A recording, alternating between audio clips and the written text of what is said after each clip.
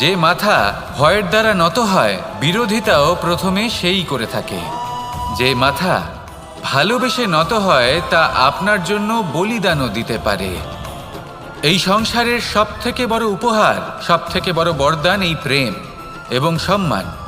তাকে সম্মান করুন আর আমার সাথে ভালোবেসে বলুন, রাধা রাধা। কখনো কোনো চাতককে দেখেছেন? একটা চাতক বর্ষার জন্য অপেক্ষা করে, সেই বর্ষার জলে নিজের তৃষ্ণা নিবারণ করে, নয়তো সারা বছর তৃষ্ণার্ত থেকে যায়। ও আকাশের দিকে তাকিয়ে থাকে আর অপেক্ষা করে যে কবে বর্ষা হবে আর কবে আমি আমার তৃষ্ণা নিবারণ করব।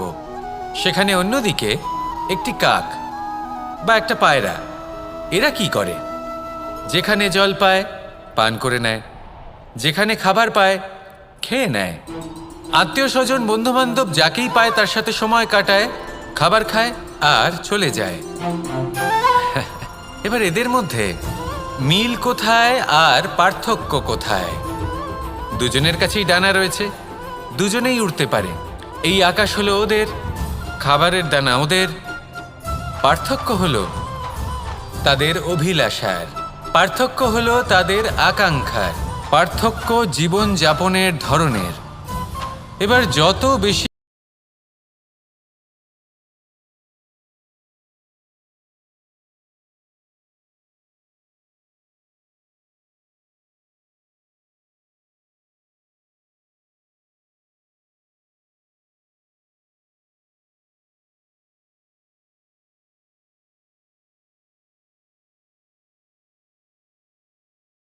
তাকেও আপনি ভালোবাসা ফিরিয়ে দিন। তাদের সাথে কথা বলুন, কিছু তাদের কথা শুনুন, কিছু নিজের কথা বলুন। দেখবেন সকল তাপ উত্তাপ দূর হয়ে গেছে। এটাই তো হলো জীবনের সারমর্ম। তাই প্রেমে থাকুন, ভালোবাসুন, আর ভালোবেসে আমার সাথে বলুন, রাধা রাধা। ক্ষমা একটা অত্যন্ত সুন্দর শব্দ, আমার খুব প্রিয় শব্দ। কিন্তু এই ক্ষমা কখন আর কিভাবে প্রয়োগ করতে হবে সেটা বোঝা প্রয়োজনীয়। এক, যদি আপনি কোনো অন্যায় করেন আর ক্ষমা না চান, ক্ষমা প্রার্থনা না করেন, ক্ষমা চাওয়া থেকে এড়িয়ে যান, তাহলে তাতে আপনারই ক্ষতি হবে। কিভাবে? ক্ষমা না চাইলে মনের মধ্যে অহংকার জাগ্রত হয়, আর অহংকার তো প্রকৃত অর্থে আমাদের ক্ষতিই করে। দুই, কেউ যদি অপরাধ করেন, আপনার থেকে ক্ষমা না চান, তাহলে তাকে ক্ষমা করবেন না। ক্ষমা হলো অত্যন্ত অমূল্য, আর না চাইতেই কাউকে ক্ষমা দান করা এটা উচিত নয়।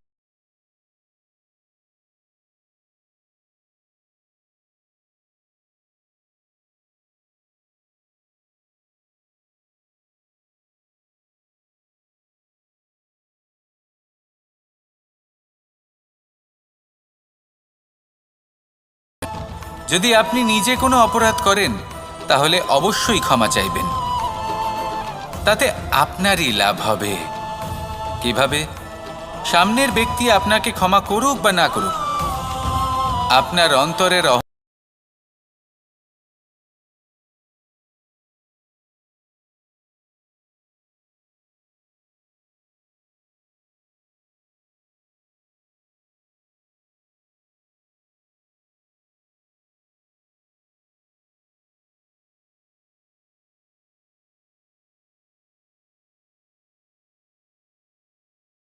হবে, কিন্তু এমন এক স্থানে যেখানে কেউ তাদের দেখতে পাচ্ছে না। প্রত্যেক শিষ্য নিজের যাত্রা শুরু করল। কেউ ঘন বনে প্রবেশ করল, কেউ অন্ধকার গুহায় প্রবেশ করল, কেউ দূরে কোনো পর্বতের শিখরে পৌঁছে গেল। যে মুহূর্তে দেখল তাদের কেউ দেখতে পাচ্ছে না, তারা সেই বলি দিতে চেষ্টা করল। যেই বলি দিতে গেল, সেই পাখি আলোর কিরণে পরিবর্তিত হলো এবং লুপ্ত হয়ে গেল। একজন শিষ্য ছিল যে আবার গুরুর কাছে ফিরে এলো। সে বলল, ক্ষমা করবেন গুরুদেব, কিন্তু আমি এমন কোনো স্থান পেলাম না যেখানে কেউ আমাকে দেখতে পাচ্ছে না।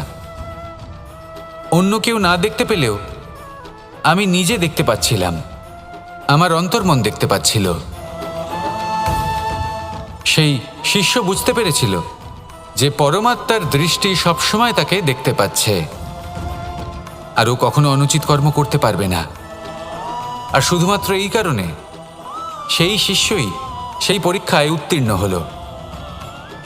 আসুন আর আমার সাথে ভালোবেসে বলুন, রাধা রাধা। আমরা সবাই ফল খাই, কিন্তু আমাদের সেই ফলই প্রিয় হয় যে পরিপক্ক হয়ে ওঠে, যেটা নম্র হয়, আর যে ফল অনেক বেশি মিষ্টি আর সুস্বাদু হয়ে থাকে, যাদের রঙে বাহার দেখা যায়।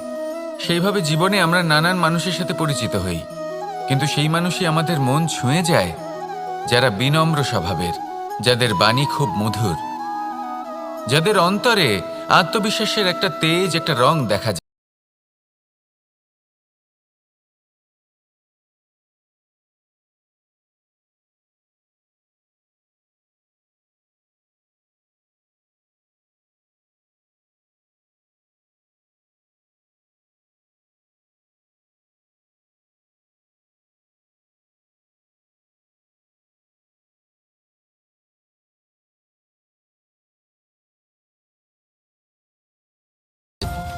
মধুর বাণীর যে কি মূল্য তা আমরা শিখতে পারি।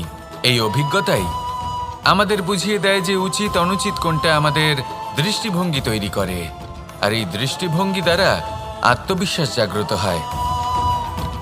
সেই জন্য জীবনে কখনো বিপদ থেকে দূরে পালাবেন না, সেগুলোর সম্মুখীন হন, অভিজ্ঞতা লাভ করুন।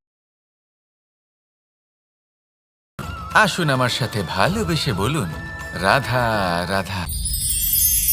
মানুষ বর্তমানে নিজের জীবন অতিবাহিত করেন, কিন্তু তার জীবনে অতীতকাল এবং ভবিষ্যৎকাল এই দুটোরই সমান গুরুত্ব রয়েছে। অতীতকাল অতিবাহিত হয়ে গেছে এবং সেটা জীবিত থাকে আমাদের স্মৃতি হিসেবে, এবং ভবিষ্যৎ হলো সেটাই যেটা আমরা শুধুমাত্র কল্পনাই করতে পারি। এবার অতীতের কিছু স্মৃতি এমন থাকে যা আমাদের কাছে আনন্দময় হয় না, তা কটু হয়, দুঃখজনক হয়, যন্ত্রণাদায়ক হয়। আমরা যা কিছুই করি তা বদলে ফেলতে পারবো না, কিন্তু ভবিষ্যৎকাল সেটা আমরা রচনা অবশ্যই করতে পারি, যদি আজ আমরা শ্রেষ্ঠ কর্ম করি, যদি আজকের এই দিনটা আমরা আনন্দের সাথে অতিবাহিত করি।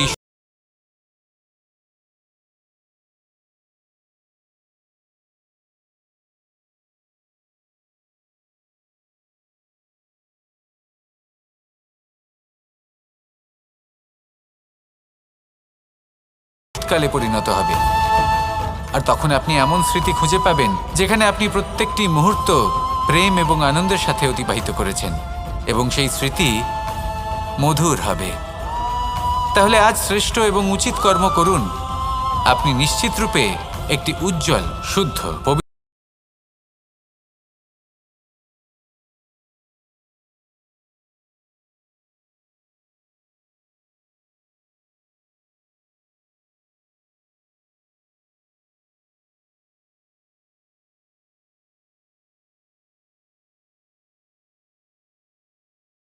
পুরাণ নেই, কোনো শাস্ত্র নেই, কোনো ভাষা নেই যা ওনারা জানেন না, এমন কোনো বিষয় নেই যা নিয়ে ওনারা কোনো বক্তব্য রাখতে পারবেন না। কিন্তু আমরা এই সকল জ্ঞানীকে কি ভালোবাসতে পারি? এনাদের সকলকে সম্মান করতে পারি?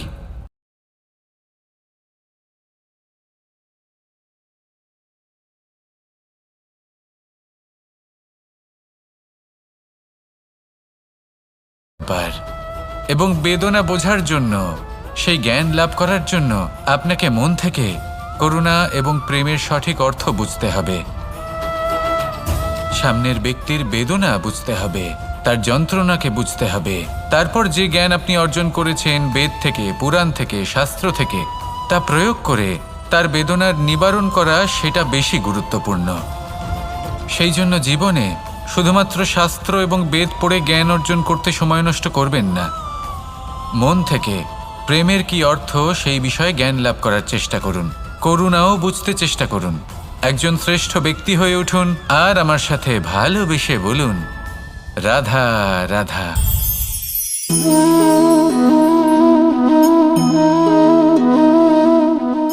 জল এই সংসারের